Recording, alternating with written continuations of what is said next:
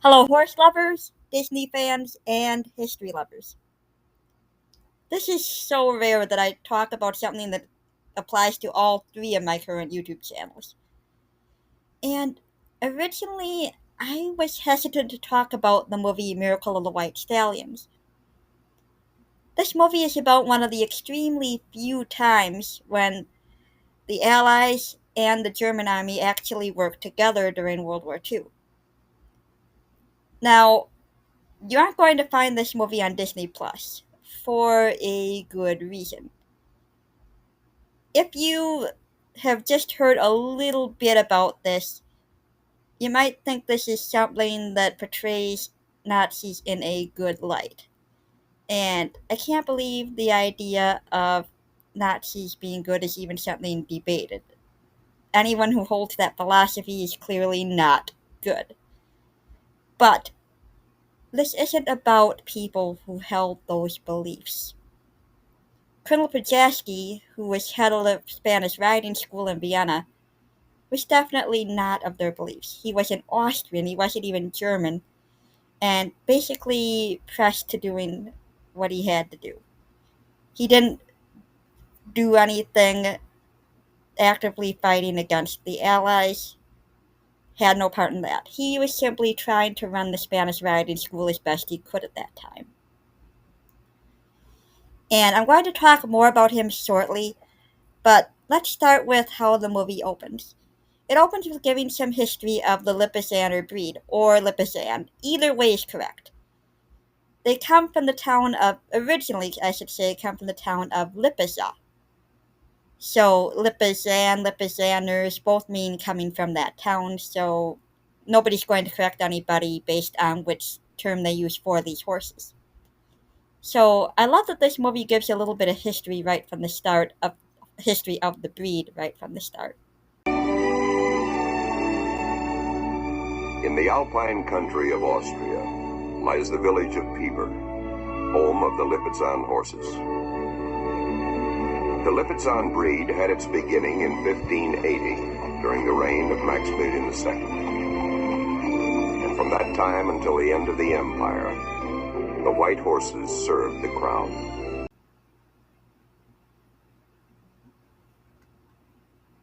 You may be wondering, okay, this riding school is in Vienna, which is of course the capital of Austria. Why is it the Spanish riding school? The movie explains that, as well as giving some further history of the school. In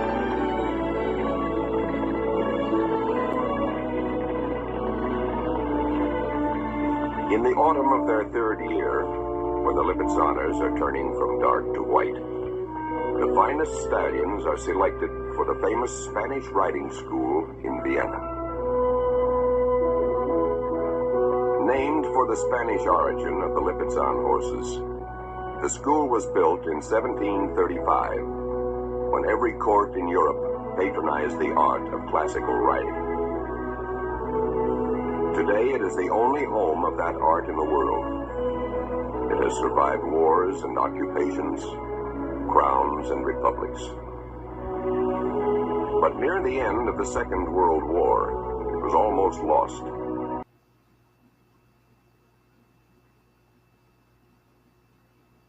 Now, a little bit about Colonel Prochaski. He was, as I said, he was a colonel in the Austrian army, very dedicated to exceptional riding. He actually competed in the 1936 Olympics and went on to be head of the Spanish riding school in 1939. Things were not going well at the Spanish riding school by this time. Now, a few words about the type of riding they do there. They do dressage, but they do dressage the way no other horse can. The Lipizzans or Lipizzaners can do very special jumps known as the airs above ground. And there's often talk among people who don't know about horse training, who are unfamiliar. They see the type of things these horses do and think these horses gotta be abused. Nothing could be further from the truth. Right from when they're born, the horses learn that, of course, humans are friends, they're kindly treated, they're petted, they're shown, oh, humans are good to be around. but training doesn't even start until they're 4. And this is a very good thing because the skeleton of a horse isn't even fully developed when they're as young as some horses start training. You think these horses who began training at the age of 2, very hard on their bodies. So Lipizzans are spared that. And they are trained very gently, very slowly. And if anyone is ever caught not doing things right at the Spanish riding school, they're out of there. The primary focus is these horses being well cared for. Colonel Pajacki loved these horses more than anything, and he was terrified throughout the war that something was going to happen to them. And he fought hard for the evacuation of these horses from Vienna, which was going to be bombed. Everybody knew that was coming. It hadn't happened yet at the point the movie starts, but everybody's aware it will, and he's fighting to get these horses out of there. You made decisions that contradict the spirit of orders from the Führer. Vienna is in no danger. Life has to continue as usual here. You can't honestly That's believe... an order. The Spanish riding school papers. You have a number of riders on leave from the army. They are to be returned to active service immediately. You want the riding school to continue, and yet you take my staff away from me? Men are needed at the front. Colonel Pajacki is played by Robert Taylor in this movie.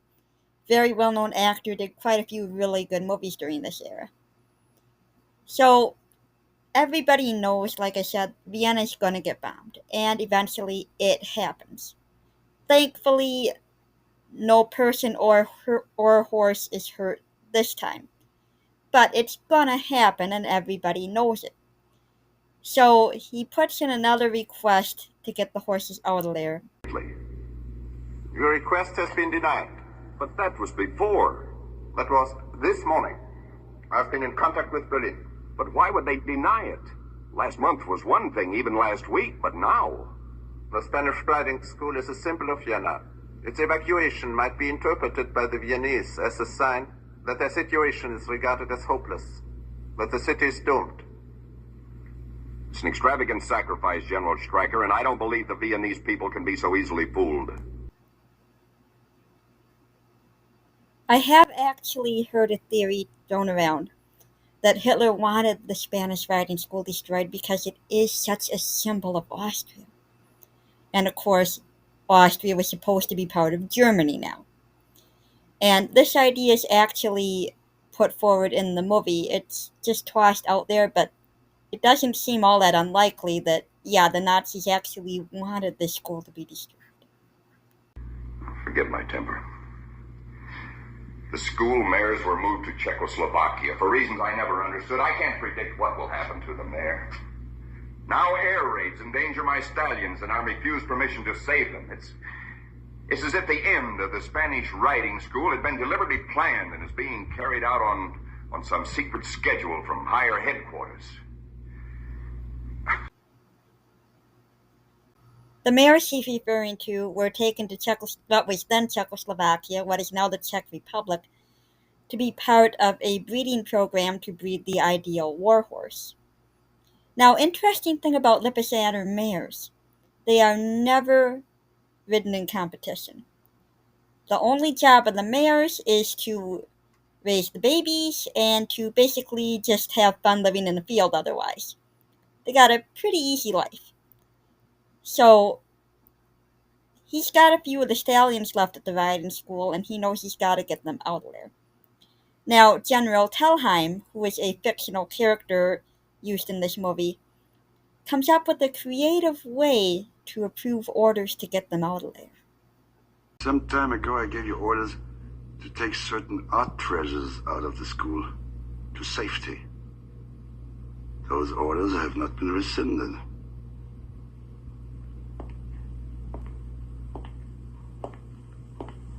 Can you help me with transportation?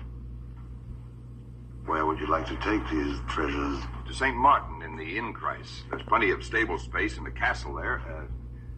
Perfect for storing art treasures. Regular cars are scarce, but I see what I can do.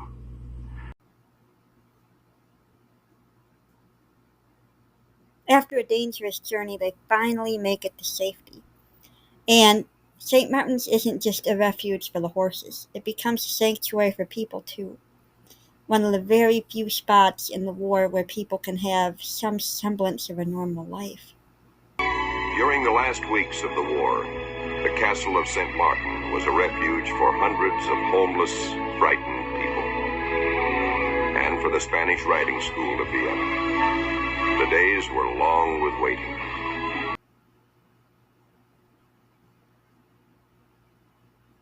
It's not all that long after they arrive when they have a very welcome visitor in General Telheim. Now, as I said before, Telheim is a fictional character, but you do see in him what the Austrians had to be feeling during this.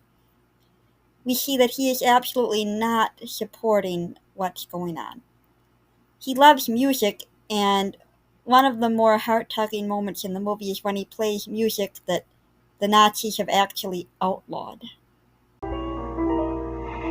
What can happen to a country that causes it to outlaw the genius of a great composer? What happens to a people that they permit themselves to be so denied? Perhaps you're being too hard on them, General. It doesn't happen overnight, this condition. It develops slowly and so subtly that people don't realize what's being done. Yeah. And suddenly it's all there. And then it's too late to fight back.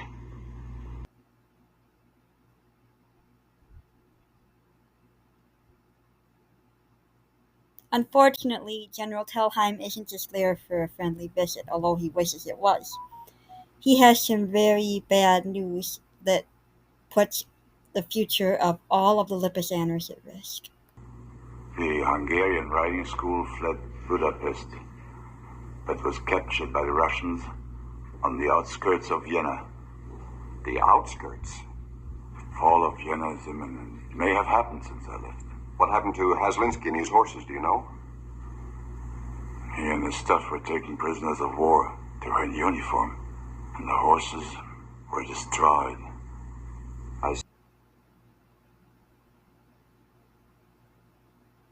At this point, it's a question of, do the Americans get to St. Martin first, or do the Russians?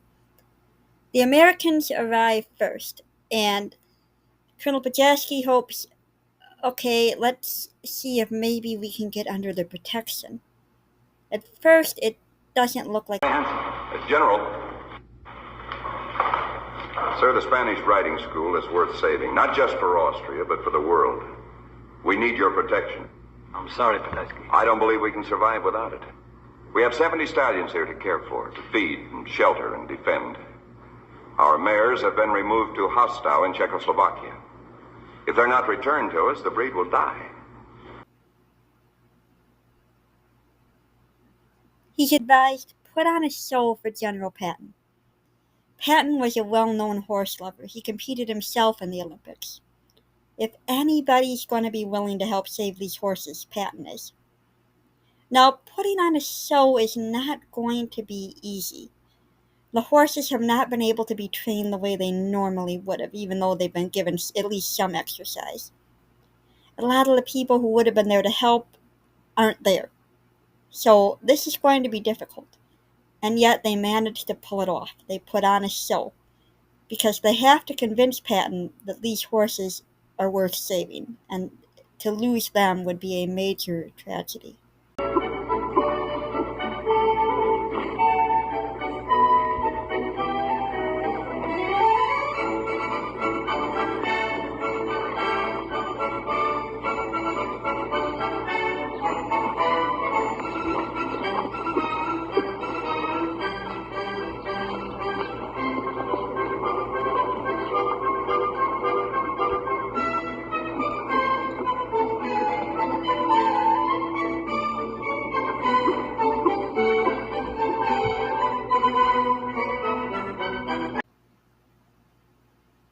Now, at this point, the performance is something you might have seen if you watched the Olympics.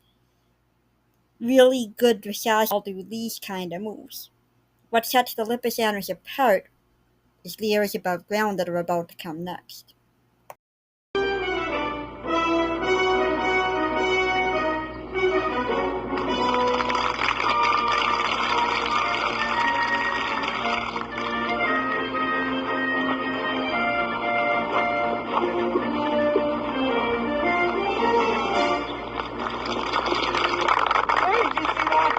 I never seen a horse do that before.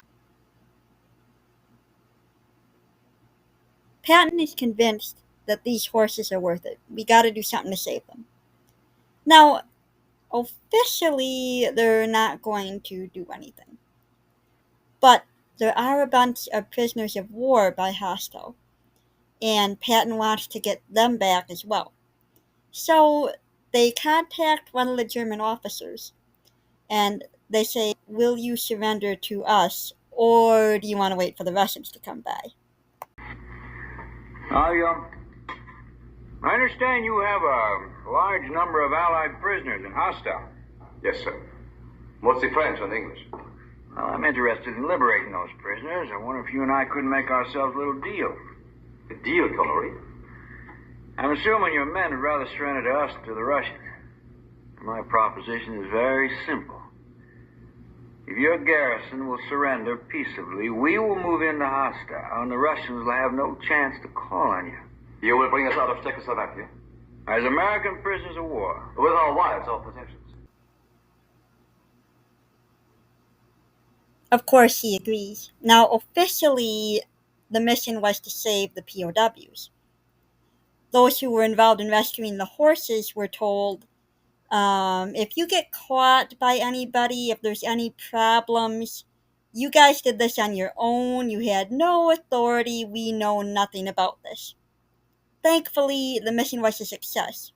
Not only were the Lipizzaners saved, but so were a lot of other horses, including a whole bunch of valuable Arabians. So a very happy day for horse lovers. Someone? They had trouble at the border. Maybe there's trouble at Ostar as well. I read you, cowboy. Over. Roger. Out. Tell the Stallions I said for them to just sit tight. Their girlfriends are on the way.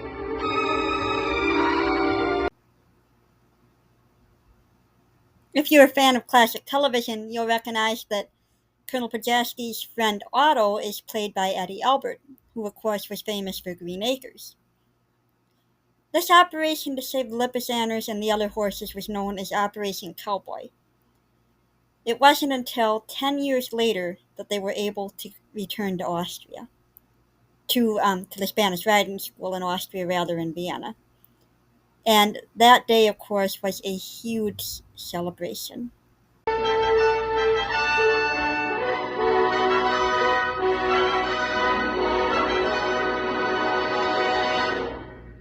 For 10 long years, the Spanish riding school remained in exile. Then in 1955, occupation forces left Austria. And on the 220th anniversary of the riding hall, the white horses performed once more in Vienna. Colonel Podjaski was still the head of the riding school until 1965, and he passed away in 1973, 10 years after the making of this movie. Patton is, of course, a very controversial figure, and I'm including a link to a review my sister Rue did of the movie Patton starring George C. Scott. Some of the Lipizzaners were actually brought to America by Patton, and I actually know one of their descendants. He belongs to a friend of mine. He's half Lipizzan, but he still has the look of the breed. And the moves that you saw the horses doing in this movie, like I said before, people will say, oh, they must have been abused to do those kind of steps. No. I've seen him do those kind of steps just for fun. And the horses who aren't trained yet at the Spanish riding school, who are still just playing out in the field, they'll do those kind of steps too, just because that's what they do. And I thought you might like to see a picture of him. His name was Borgil, but we all just call him Borgie.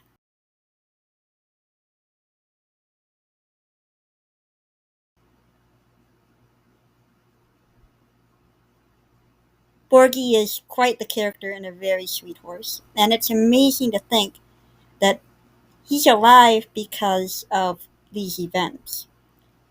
Had Operation Cowboy never happened, had Colonel Bajeski not gotten General Patton involved, this whole breed would have gone extinct.